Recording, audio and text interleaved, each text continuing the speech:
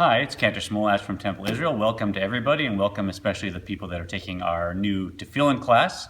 This is to go with your printout instructions on how to put on Tefillin.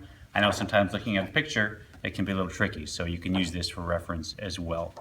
So I have here one of the set of practice Tefillin from the class. When you take them out, you'll see that one has kind of a bigger wrap side, that's the arm. One has kind of even, that's the head Tefillin. So we want to start with the arm Tefillin. You might also, when you're doing this in the morning, wear a talit. That's normal for a morning service, and it's a good thing to add to it. These, of course, you can see there's a little elastic around it. So all these practice Tefillin we got from a scribe who was kind enough to lend to us. They're all just non-kosher Tefillin that have been used for many years. So we put elastics around so it's clear, and you wouldn't do a blessing with these or say the Shema, but we'll use these for practicing so you can be comfortable. So you take this, unwrap it. This is an old-fashioned cover. The new boxes have these kind of plastic covers. You just basically open them up and take them out. And the arm Tefillin has like a two-part cover, so you'll notice, just take both of them off. You'll get the hang of that. Then you want to loosen this, so it's about the length of your arm. You want to have your sleeve rolled up, and first thing we do is we take this and put it over the arm, and before you tighten, you say the blessing, which is on your sheet. You say Baruch Atah, then God's name on the sheet, Melech Haolam Asher Kidshanu B'mitzvotav V'tzivanu Lehoniach Tefillin. And you want to do that with a good focus, right? Because if this is going to channel some of that good oneness from the Shema from your mind into your day, then you want to start with that strong focus. Then, here's where the part gets a little tricky. This is probably the part that takes the most getting used to. If you watch my hands, I want to tighten this knot. Now then, some people at this point, there's two ways I've seen people do it. Some people like to hold it with their arm like this to fiddle with it. I personally like to feed it through to my hand like this. So see, if I'm holding it now, this is relatively stable. I can start to adjust as needed. You can move it up higher on your arm. You want it to be on the top section of this muscle here. So you'll learn how your arm kind of works. Once you get it about up there, then you can tighten the knot like so. Just tighten it through with your hand. And now keeping it relatively tight, now you start to do the wrap of the first sheen. Right, so this is probably the hardest part, not getting this to slide over your muscle as you're wrapping it. You wrap the first, and then the second. And so you see now we have 3 heads of the sheen right there. There's your first sheen of that divine name that we're writing on our arm, as it were.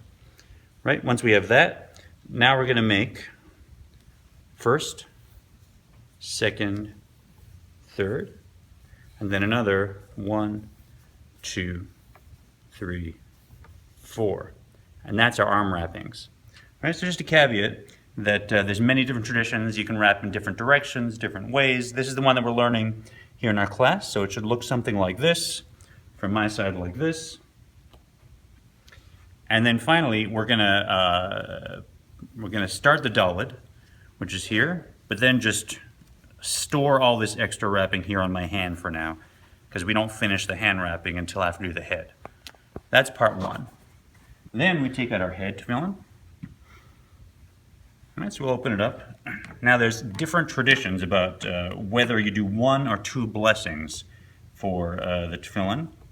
They're connected also to another question about whether or not it's 1 or 2 mitzvahs, but let's leave that out. But I like to simply say the second one, because chances are my kids ask me for something in between, or I thought of something. So it's nice to add the second blessing as we do this. Another tradition is actually to look at the 2 sheens. So there's a 3-headed and a 4-headed sheen. I think it's the only place in Judaism you see this 4-headed sheen. So nice to kind of look at it. It certainly focuses your mind on what's at hand. Now here, you could kind of do it a lot of ways, but what I like to do is take the Tefillin in one hand and one of the straps in the other hand, and then just put that over your head. So your head kind of passes over through that bridge, and that lets you place it on your forehead, then center it. You want to make sure that the inside of the strap is facing your body. So the outside of the leather is facing outside. That's pretty important in how it's being worn. And then once I have that in place, some people have mirrors. Brett, maybe you could tell me if I've got this in the center here. Wants to be right over your nose.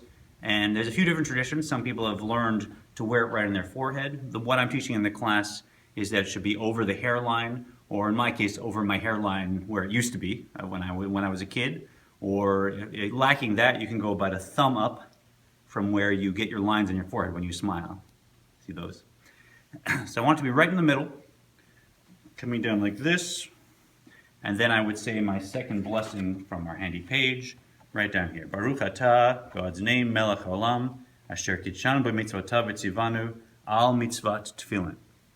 Got my head one. Now I turn myself back to my arm tefillin. I've got my sheen and my dalet. So I'm going to take this and unwrap the extra loops. So I have just that one loop, right? Looks like that from the back. And this one, I'm going to take and now wrap around my middle finger. Right, so one on the first knuckle, then one on the second knuckle, then one back on the first knuckle again. Right, so it would look like that from the back, like that from the front. And after that, I come back, take the exact same line here and continue wrapping. I like to try and keep it neat because that actually is the dalet there. Right, so you have the sheen and the dalet. Now you might have a whole lot extra here, you might have just a little. You can just keep wrapping around until you have just a little left. Like here, I can't get all the way around here, so I'll undo and use that much, and just tuck it under. The best way is just kind of stuff it through here. And you can keep wrapping around this little loop as many times as you need until you have just a short bit left, which functions as our yud. So there's my yud. Sheen, dalet, yud. At this point, I have the tefillin on. I can move my hand around. It doesn't slide too much. Some people like it pretty tight, although that tends to leave kind of marks in your arm, but get used to it. But you'll get the feel for what's good for you so that you can move around, grab your sheet. We have the Shema on the back without it moving around. So at this point, say the Shema with whatever kavanot or inner ideas you have in mind that day. And then when we take the tefillin off, we do it in the exact reverse order from where we put it on. And just one warning, if you're not used to it, then moving around your house, if you need to do anything, you may find this extra height here is unexpected. So just be aware if you're bending over in any way not to bump these. You can chip the tefillin. You'll see what I mean first time it happens to you. As well, generally we don't do regular mundane things while we have the tefillin on. It's considered a special time. So, this is really focusing our mind and our heart on Jewish traditions, on divine oneness, on being there for my family, whatever is important to you in terms of Judaism on that day. And we really want to focus on that while we have these on and not, simply pick up a message or do something mundane. So when we take the tefillin off, we do it in the reverse order. So I finish with my yud. So first I'll take off my yud. I'll unwrap the finger and then store this extra wrappings around my hand like I did when I started. And I'll take off my head tefillin.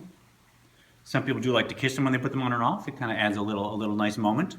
I get my kids to kiss it, which is even more fun.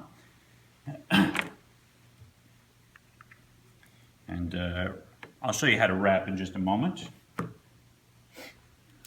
And then we take off our hand tefillin.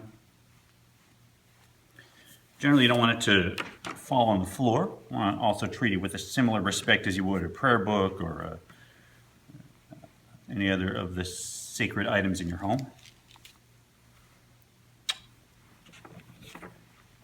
And then finally, wrapping up, there's not any big deal customs, just anything that seems neat. You can fold these over on top if you like so, and then wrap the straps around the side. Just anything that seems sensible to you. So if you have any questions, we'd love to have you at our Tefillin class. If you have been practicing and want to buy your own pair of tefillin, please be in touch with me at Temple Israel. It's MSMOLASH at temple-israel.org, and I can let you know where to get a nice set of tefillin. I wouldn't just go out and buy the first set that occurs to you if that's what you want to do, because you may want to look at the different qualities of tefillin, and even if strict kashrut isn't important to you, it's kind of good to know what quality of writing has been inside, what the quality of the boxes are.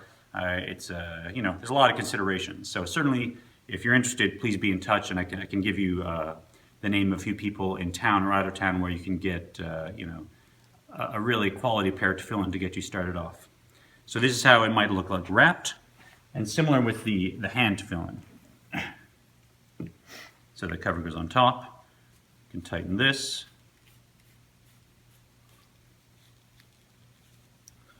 And then this is how I like to do it. But no big rules here, just whatever's a neat way to put them away. So I hope you enjoy putting on tefillin. I hope this is a nice tool. Rest assured that anyone who's started putting on tefillin has had a nice learning curve. It takes a good few weeks before you start to feel pretty comfortable putting them on and not having to fiddle with them and not having them get loose and fall off. So it's one of those things that you get more and more comfortable as time goes on, but also the spiritual pathway takes a little bit of time to kick in, because we're taking really some high-level information about the Shema, about oneness, about our mind, being able to guide our actions and our emotions, and so that takes a little time to get into our system and flow. But I think you'll find that as you put this on more and more, that your regular everyday life really comes to have a lot more meaning and a lot more profound depth, because we're recognizing that we're part of something that expresses infinite oneness in a beautiful way. Yeah? Thanks. I hope this is a great tool, and good luck.